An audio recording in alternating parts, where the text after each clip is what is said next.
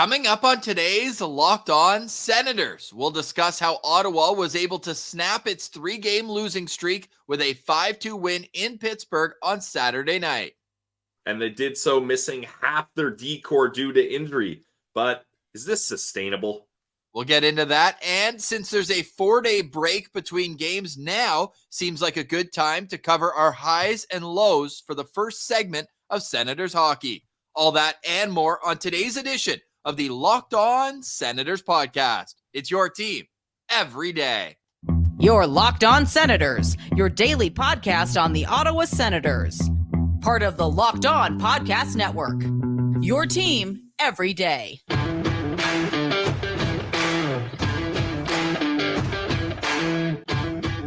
I'm Jake Sanderson, and you're listening to Locked On Senators podcast.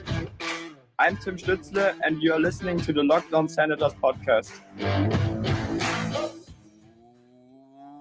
Welcome inside episode 905 of the Locked On Senators podcast. I'm Ross Levitan on the outskirts of enemy territory in Winnipeg, Manitoba, alongside Brandon Piller up in the Blue Mountains. You can follow the show on social media. We're at Sens Central on Twitter, LockedOn.Senators on Instagram. The show is free and available on all podcast platforms, including on YouTube, where a subscription, a like, a comment goes a long way to helping the show grow. Today's episode is brought to you by the Game Time app.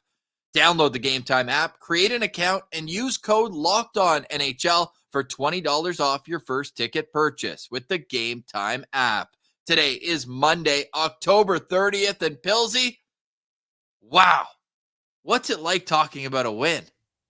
I mean, I forget what it's like, especially since I only seem to be on POSTCAST where it's embarrassing losses. So, you know what? I did Sens fans a favor by putting Pittsburgh in my Pilsy's parlay of the day. I'm a classic moneyline mush, so I did that as a favor to Sens fans and the Ottawa Senators. They can thank me later. And I missed that POSTCAST knowing that if I miss it, it's an automatic dub. So congrats to the Sens.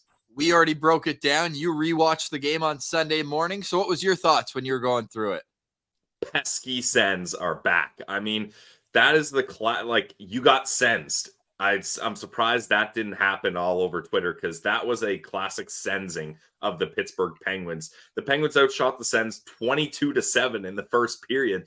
The Penguins didn't get a goal till I think it was their 31st shot on goal. Like, it was crazy that Ottawa was able to do this. And Ross, I was reading through the article recapping the game, and one of the quotes from Mike Sullivan was, "I just thought Ottawa was very opportunistic. They capitalized on all their good chances." And that's what we've been talking about, or at least I feel like I've been talking about for all these losses that have been happening, is the Sens are getting so many shots, but not capitalizing on their opportunities, like especially the Red Wings game.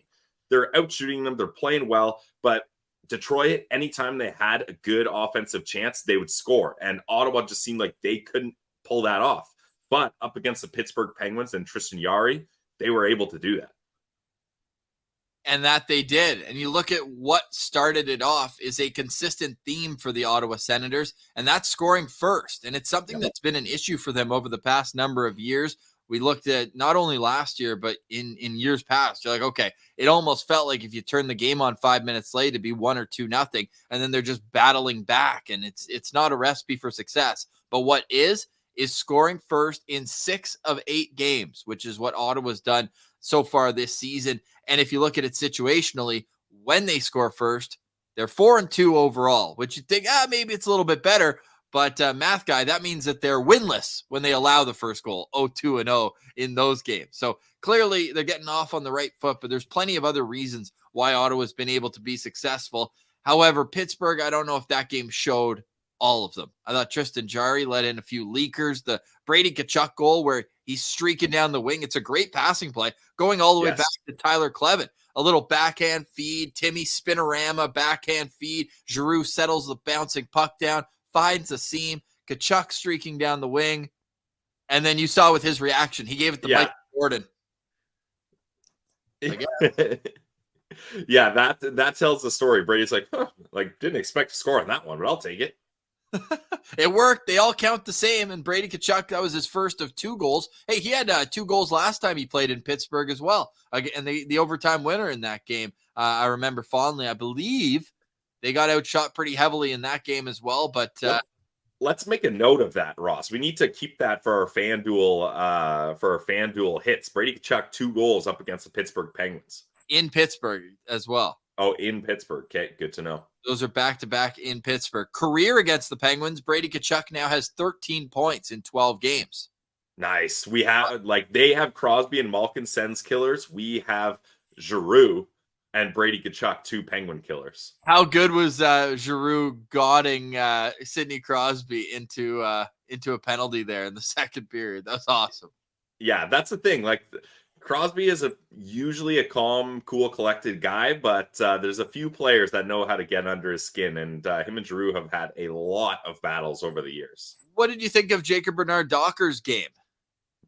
Well, I mean, it was a career high for Jacob Bernard-Docker playing 21 minutes and 45 seconds, and he was kind of the piece that was going to be interesting here, because obviously, Jake Sanderson, he's good. You don't have to worry about him. Jacob Chychrun is having a great season so far. And then Travis Hamonic is a veteran. So sure, you're missing half the decor, but at least those 3 guys, you're like, okay, I can trust them. And then Jacob Bernard-Docker is the 4th player there, and he ends up having a solid game. I feel like, and Ross, you can probably touch on this better than I can, but I feel like he seemed like he finally fit that mold of, oh, I didn't really notice JBD. Oh, that's a good thing. That means he just played solid, smart, responsible hockey. And it seems to me that was the case. And if you look at the overall sculpture of the game, you're going to just see the 2 guys at the top just stood out so well in Jake Sanderson and Jacob Chychrun. I thought that was his best game of the season. And that's saying a lot, because obviously he had those 2 goals in the home opener. And the offense is there for him. He has points in 6 out of 8 games. He's 8 points in 8 games. Yeah. 8 points, man. Who would have thought that going into the year? I think some people had him down 20 goals going into I was going to say, one of us had the goals coming. But hey, he's stepping up offensively. Sanderson played over 25 minutes in that game. I'm just pulling up Chychrun. He played 27-14, and that's after he played 28-12 in the Islanders game. So he's every bit worth what they gave up to get him, and it's great to see him staying healthy. He's on a 4-game point streak right now as well. So hopefully he can keep that rolling throughout, because he's going to be a very important member of this team. I was nervous as heck when he blocked that shot in the middle of the second period.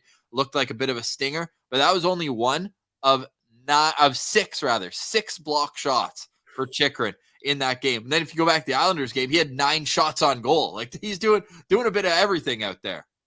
Yeah, I mean, that's got to look good for his Corsi numbers, blocking shots and making shots. But the thing too, Ross, is talk about the Pittsburgh Penguins dominating this game. The Sens Corsi 4 was their worst of the season. I think it was 39.5 Corsi 4. So maybe, and this is obviously a weird spin zone, but maybe the Senators have to adopt.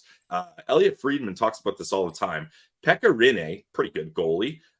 Him and the Nashville coaching staff, they worked out that Pekka was like, hey, I like getting shots. I like seeing shots. So keep them wide. If I can see it, I can stop it. Let me get those shots. Let me get in the game, and let's base our defensive structure off that. And maybe the Ottawa Senators need to start looking at doing something similar, because Korpisalo and Forsberg, I mean, Korpisalo spent majority of his career in Columbus. The guy is used to feeling the puck and getting shots.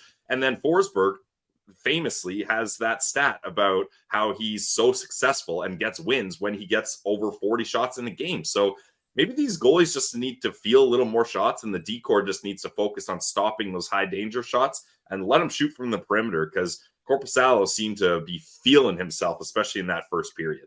Ottawa was outshot 22-7 in the first period, but left the period with a 2-0 lead.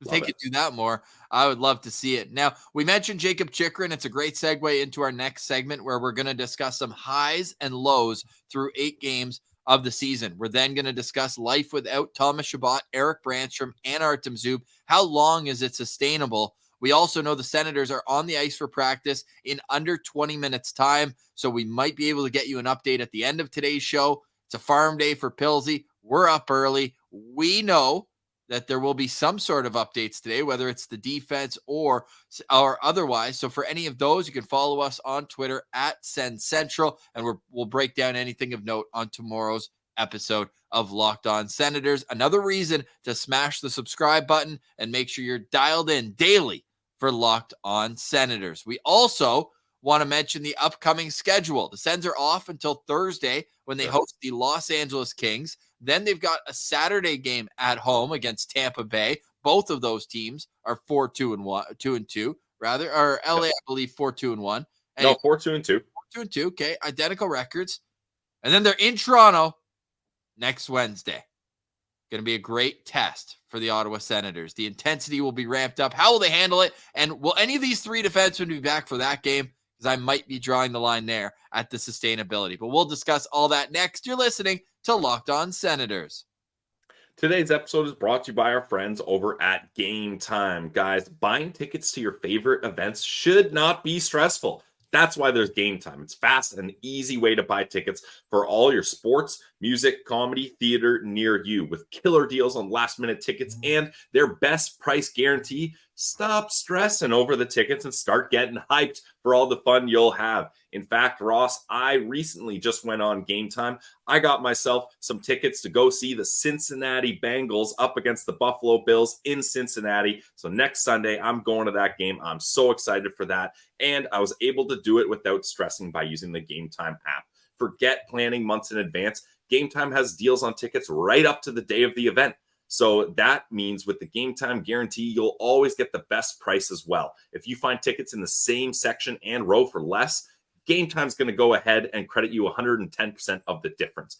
You get images of your seats before you buy, so you know exactly what to expect before you arrive, and buy your tickets in a matter of seconds. Just 2 taps, boom, and you got your tickets. Tickets are sent directly to your phone. So snag the tickets without the stress with Game Time. Download the Game Time app, create an account, and use code LOCKEDONNHL for $20 off your first purchase. Terms apply. Again, create an account, redeem code LOCKEDONNHL for $20 off. Download the Game Time app today. Last minute tickets, lowest prices, guaranteed. Today's episode is also brought to you by our good friends at Farm to Fork. Visit farmtoforkdelivery.ca for all your premium meat and seafood needs. The beauty about Farm to Fork is that everything is delicious. First and foremost, of course, just go look at their 5.0 stars average review on Google. All their products are natural, antibiotic and hormone free, and ethically raised. The great part too, I love this one. All the products at Farm to Fork, which are individually vacuum packed, so you only have to take out what you need. They are hand cut at the butcher's table and then flash frozen. Makes it much fresher than at the grocery store. So not only that, but it's free delivery, convenient delivery. You save on gas, you save time. You can literally stay in your PJs and you'll receive notifications as the order is nearing your home. They've got the ribeyes, they've got the sirloins, they've got all the cuts of high-end steaks as well, the Wagyu. Impress your friends with a tomahawk. You kidding me? These things are awesome. So great. They've also got poultry, sustainable seafood available, and more. Just go to farmtoforkdelivery.ca, and because you're a listener of Locked On Senators, you are entitled to a 10% discount, LOSP 10, for 10% off. It's a local company serving all of Ontario, all of Quebec. They also help out our good friends up in Nunavut as well. So go visit them, farmtoforkdelivery.ca. Taste the Farm to Fork difference. You will never go back to grocery store meats.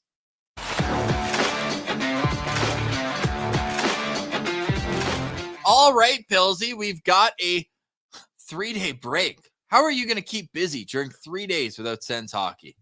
I mean, I've got a lot of work to do on my farm, so that'll keep me busy, but I'm very sad that in the evenings and night times, I will not be able to watch Sens hockey. Come on, they can't be doing this to us. This early in the season, so disrespectful. Although, Ross, the less games this team has in November, the better. So maybe that's actually a blessing. Good point there. And we're only about 2 weeks away from Ottawa heading to Sweden, where they'll take on Minnesota and the Detroit Red Wings, who don't look now, but the Detroit Red Wings have lost 2 in a row, and they had an overtime loss before that. Just saying. Well, Things that happen early in the season are not always sustainable. And house cats, they don't normally stay active for very long, so it's about time the house cat started napping here. How about this for a wild stat? There are 5 teams in the Atlantic Division with 10 or more points. Ottawa, Florida, and Buffalo all have 8 points. Okay?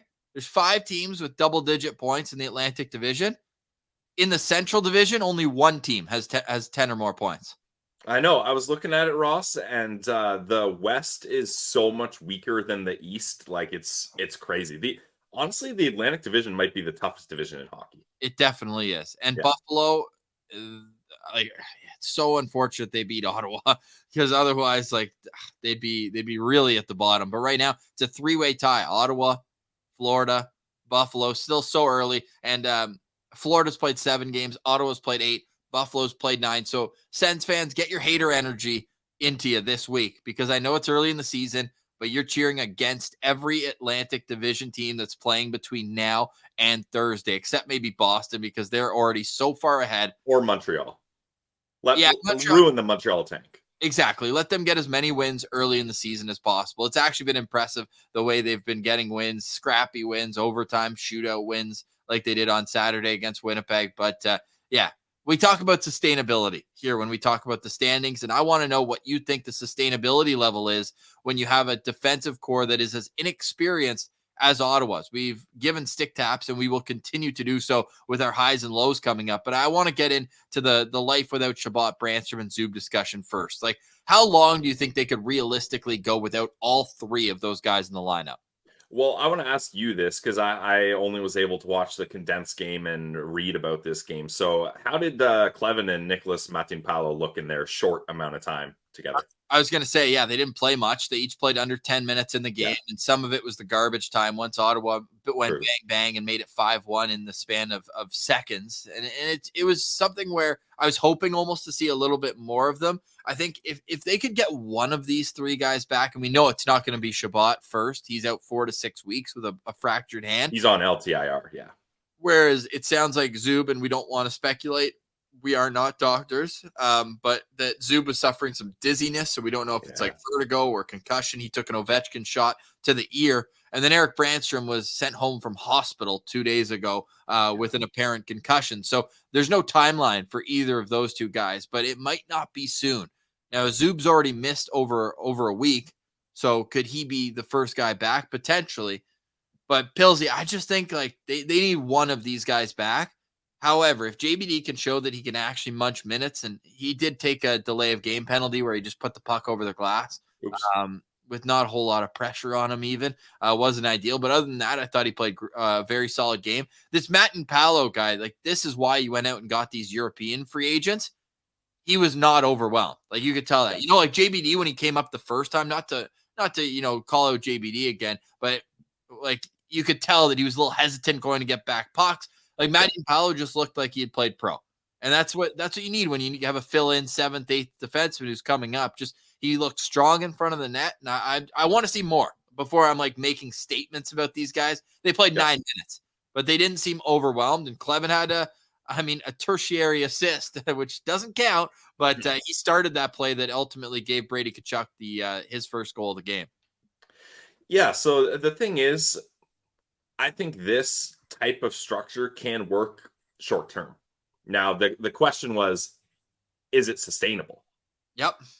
And that's where I get a little worried because, like, we all seen what happens when Thomas Chabot was logging way too many minutes season after season for long stretches at a time. And, like, there was, like, times where it's, like, 5 straight games he's doing 28-plus minutes. And that he can say he likes it and his conditioning's good enough all he wants. And that's probably true.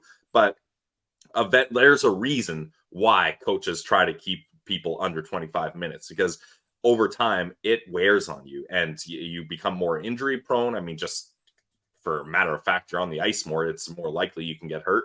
Your body starts breaking down after a long season. So that's where I get worried, Ross, is especially like look at a guy like Jacob Chikrin with a lot of various different injury history concerns with him. So if Chikrin goes down, then we got a whole nother issue here. But This is why the Ottawa Senators, I'm so glad they have way too much defensive depth. Like, they have a lot of defensive depth, and right now it's coming in handy for sure.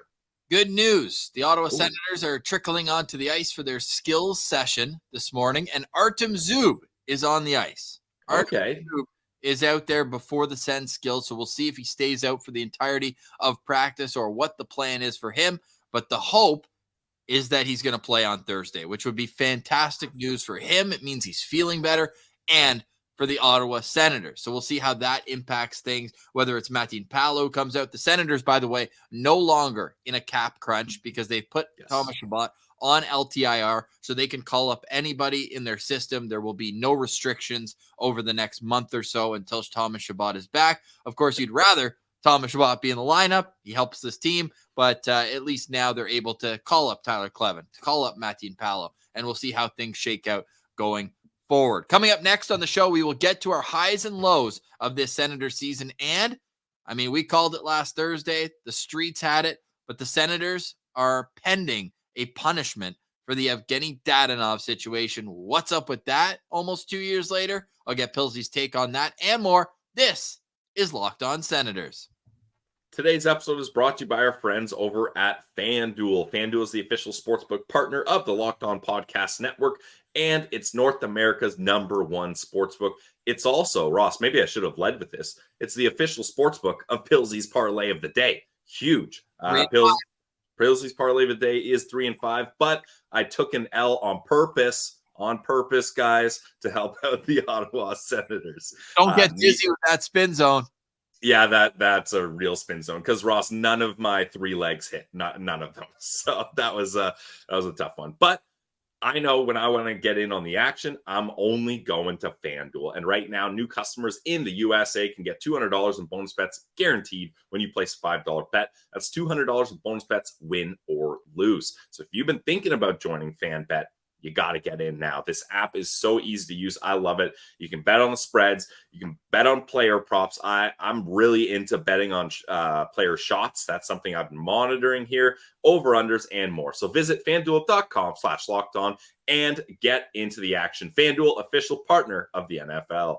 Today's episode is also brought to you by our friends at Shawarma Palace. You know how much we love Shawarma Palace, but I'm going to tell you again, because again and again and again is how often I go back to Shawarma Palace when I'm in Ottawa because it's so delicious, the friendly staff, and the portions are always spectacular. I love the one on Rideau Street right by Augusta, but any of their 7 locations are always worth a visit. Shawarma Palace is also a huge supporter of Ottawa Senators hockey because they know that community is what makes this world tick. So head to Shawarma Palace today. Either get the sandwich or you can get the platter. I love the platter. I've also heard great things about their poutine, but every time I go, I need the platter. So I can't even look at their menu. I just know that when I go in, I get the extra garlic sauce, I get the salad, I get the rice, I get the potatoes, I get all of it. The pickled turnips, the hummus, the pita. It's always fresh. It's always delicious. It's always at Shawarma Palace. Check them out on social media, Shawarma Palace Ottawa, and see all their locations. Also at the Carleton University Food Court and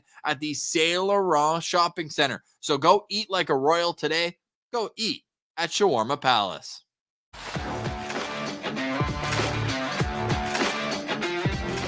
All right, Pilsy. Great news. Artem Zub on the ice for the Sens skills competition here early this morning, but not all news is good despite a win over the weekend. This Evgeny Dadonov thing is kind of bothering me, and I can only imagine how much it's bothering Michael Andlauer, and I'm curious if he knew this was still even a possibility when he bought the team, or if he is completely caught off guard that a trade that happened, well, the Ottawa trade to Vegas happened almost 2 years ago. But then 1 year later, Vegas tried to move on from Dadonov at the deadline. Not this past deadline, the deadline prior. And they did not know that Evgeny Dadonov had Anaheim on his no-trade list. Frankly, they didn't even think that his no-trade list was still valid. So we'll get the details when they finally come out. From Williams Martian, yeah. Well, the streets has it on good authority that the Senators are losing a first-round pick. Maybe this is a negotiable punishment where Andlauer is saying, like, I just bought the team. What are you talking about? You're going to retroactively punish us for an administrative error, whatever the case may be. I even have a problem with the punishment in general. Like, I know it's too easy to draw the parallel to Chicago that covered up a sexual abuse and then gets first overall in the draft and gets a generational talent that soon after. It just, to me, like, I know Arizona's been punished a first and a second round pick for testing prospects at the draft early. You can only do it at the actual, scouting combine. I don't know. I just think it's a bit ridiculous on both parts. But also, if I'm the owner, I'm looking at my general manager who's been here throughout all this and saying, what the hell? Like, how did this happen? Where's the oversight here? Well, the interesting thing, Ross, Ian Mendez mentioned this in his article, is the actual punishment for Arizona was supposed to be a $250,000 fine. Like that is the punishment in the rule book. But if you think Arizona has $250,000 to pay, you haven't been paying attention. So they decided to switch it to draft capital. I feel like, if anything, it should be a fine for the Ottawa Senators for, again, Brandon Piller, not a lawyer, for negligence. Negligence, yes, that's the right word. Like, why is a draft pick being brought in? And if I'm Michael Andlauer, I'm being like, if you didn't have this solved years ago, how does it make sense that you can do this now? There was crazy. There was a full segment that you can go back and watch from March 2022 saying there will, like, an official statement, there will be no punishment for anyone involved in the process. So what material change has happened that now they're like, okay, we got to go back? And if anything, Ross, you know what one is? Let's hear it. The assistant GM left on not good terms. Yeah, fair. Yeah, maybe some new information was brought to the table. But if anything, it should be, if it's a retroactive punishment, they should lose a draft pick from when that happened. Not now. Yeah. So, I mean, if they want to take away a 2021 first round pick from the Ottawa Senators, that would make more sense. Yeah, rather than 2023. Ottawa's got 2 first round picks, though, baby. Let's go. And one of your hot takes that I walked you off the ledge was that Ottawa wouldn't have any first round picks. You might be getting a lot closer to that right now. I didn't say how it was going to happen. You might be getting a little closer to that. So as that news breaks, we'll bring you more of the story. But basically, Ottawa did not communicate that Dadonov had a no trade clause when Dadonov's agent was able to already prove that he had submitted it on time. Maybe Vegas should get the punishment. Like, maybe they just didn't ask the right questions. We've seen in background of photos of Dorian, he's got Cap Friendly pulled up on his computer. And if you went to Cap Friendly with Dadonov on Vegas, it clearly stated 10-team no trade clause. Yeah, I'm putting this on Vegas. I mean, new team, they're probably not familiar with no trade clauses. Maybe they don't know about Cap Friendly at that point. So that's on them. The punishment, take away the Stanley Cup, only seems fair. Sure. True. We got to replay the playoffs. Ottawa replaces Vegas in the Western Conference. Let's ride. Although, Ross, if Vegas was to lose a first-round pick, they'd be like, well, we weren't going to use this anyways. Like, yeah, what are first-round picks? So, yeah, they've traded their former first-round picks for Pacioretty, for Mark Stone, go down the list. And now Erik Karlsson.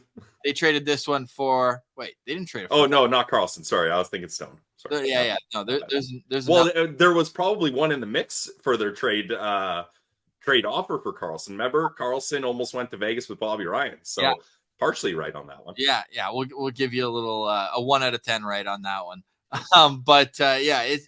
They would have just traded it for Stanley Cup. Anyways, all ridiculousness aside, we'll see. We'll see what happens with that one. I want to get to some highs and lows now of the Senator season. My number one high is watching Ridley Gregg develop into a legitimate top 9 centerman, and every line, like, they moved the lines around. They put Kubalik up. They put Kubalik with that line. They took Tarasenko off of it. And what do you know? Kubalik scores right away. Like, it seems whoever plays with Ridley Gregg and Matthew Joseph is playing well. Ridley Gregg leads all rookies in the National Hockey League in pretty much every stat that you want from a rookie. And I don't even know what else to say about him. He's not taking penalties, which we thought would be an issue, that he's taken more than he's drawing. That hasn't been the case. He's only taken 2 minor penalties. He's got 7 points in 8 games. I love this too, Pilsy. 6 out of his 7 points are at even strength. So he's not even doing his work with the extra man. He can, and his goal was the first one, yeah. Exactly. Otherwise, his first 6 points of the season were all a matter of even strength. So I'm just really excited to see what's next for him, but he looks like he's a full-time NHLer, no questions asked. It certainly softens the blow of the whole Pinto debacle, having Ridley Gregg look good. And Ross, his goal last game, assisted by Uncle Giroux. You'll love to see those two get connected. And new advanced analytics. I want Natural Stat Trick to start tracking opponent veterans pissed off. Yeah. Because Ridley Gregg would be leading in that category. He is able to piss off other teams' veterans and get in their head and get them off their game, which, say what you want, but there's an impact there that to like shake those guys up.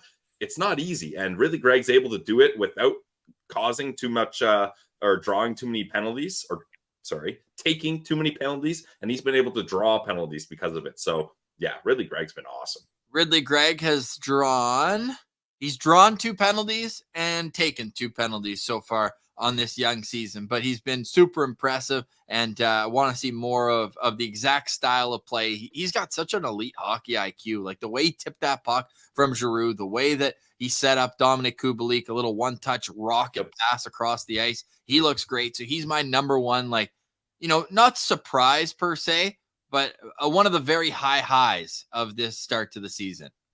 Well, and Rossi, I know this, you have to preface this, plus minuses and everything, but he does lead the team in plus minus at +7 as well. So looking good for Ridley Gregg. For my top high of the season, Ross, I will go with the next person in plus minus. That's newcomer Vladimir Tarasenko at +6, but he's got 9 points in 8 games. And the preseason and the first game of the season was not pretty for Vladimir Tarasenko. Some Sens fans were red alert, panic button, like so upset about the Tarasenko signing. But now it's looking pretty good. And I think that he's going to have a big impact on this team. And he's looked good so far. So I'm pretty excited about Vladimir Tarasenko so far. Yeah, he looks great. Josh Norris has reached the 50 faceoff. There you go. So we love that. That means that I'm officially not nervous about Josh Norris's shoulder. He's figured it out. Not only that, but he's got 5 points in 5 games. Yes, one of the games he was -5. I got it. I know. Oops. But overall, I've been pretty impressed with how he's bounced back after almost a full year off. Out of those 51 faceoffs that he's taken, 61 faceoffs now, he's won 38 of them. That's 62.3%. That's the second best number on the team, only behind Mark Kastelik. And I'll put an asterisk. Your guy Vladdy's up there. 1 faceoff win, 0 losses, 100%. How are you? But no, Josh Norris, I've really liked the way that he's kind of slid in. And I think there's more to give. But I think if you're grading him on a scale, knowing that he's missed as much time, you do have to give him some stick taps. Now, beyond that, I think it's almost hand in hand with Ridley Gregg, but Mathieu Joseph continues to impress. Nice. Yeah. Continues to impress. He's already got, 3 even strength goals this year. Huge. All his goals at even strength. Love that for him after 0 last year in 56 games. So I'll give Mathieu Joseph some stick taps there. And then, we'll alternate, but I've got one more afterwards. Well, you went back to back there. Just let the record show. What did I?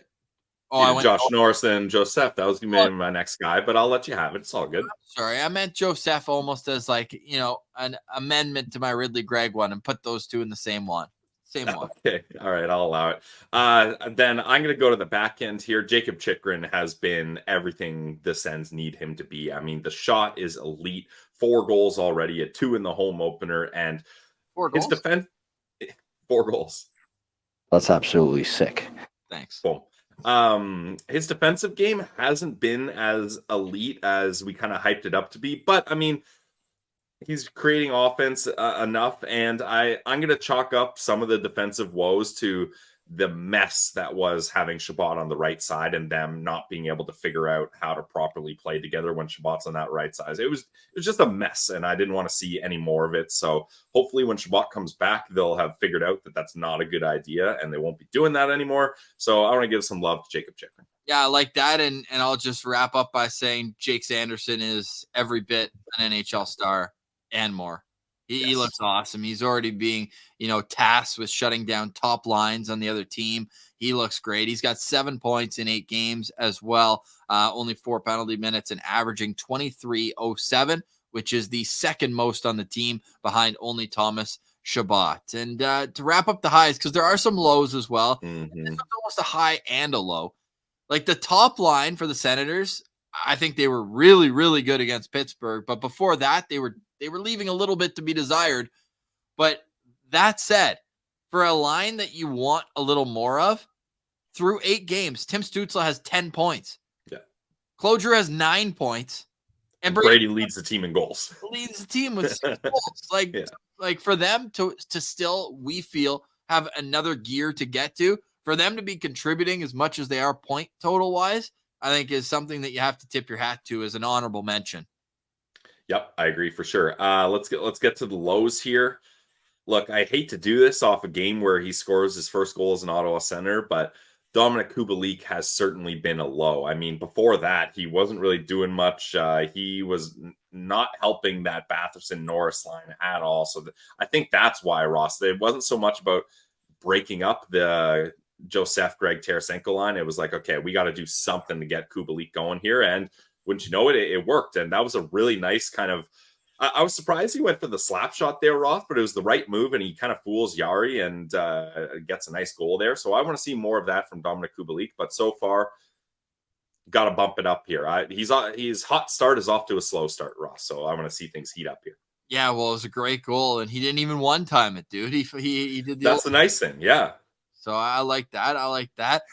For me, the number one thing that we got to clean up here is the defensive zone miscues, and they were happening against Pittsburgh as well. There were a few kind of nervous moments around Korpisalo. There was one where Hamonic was in a full butterfly behind him, ready to stop it if need be. So I think the chaos in the defensive zone could still be cleaned up. And I don't know. I'm not a coach, so I'm not exactly sure the X's and O's to make that happen. But even on the Crosby goal, like Hamonic and Sanderson both kind of like floated too far out, and he was able to go knee down and be all alone there in front of the net. So the defensive zone, it's definitely been improved upon from last year and the year before. But overall, I do think there's more that they can do to tighten up and become one of those teams that doesn't give up much in their own end. Well, that's funny, Ross, because, I guess depending on how you look at it, but that's what I was talking about earlier is maybe the issue with the defensive structure is they're focusing too much on not allowing any shots, whereas they should be focusing on not allowing good shots. I think that's how the defensive structure should be changed, because I really do believe that Forsberg and Korpisalo are those types of dudes that they need the shots. They need to feel the puck because they get cold, and then first opportunity that comes, they're not ready for it. So that could be something that the coaching staffs look at, because with coaches, there's two ways to approach things. You can be a philosophy coach, like this is how I coach no matter what, this is what works. Or you can be a personnel coach, being like, these are the guys I got. How can I have them succeed based on their strengths and weaknesses? So I think maybe they got to look more at the personnel side of things rather than just the philosophy.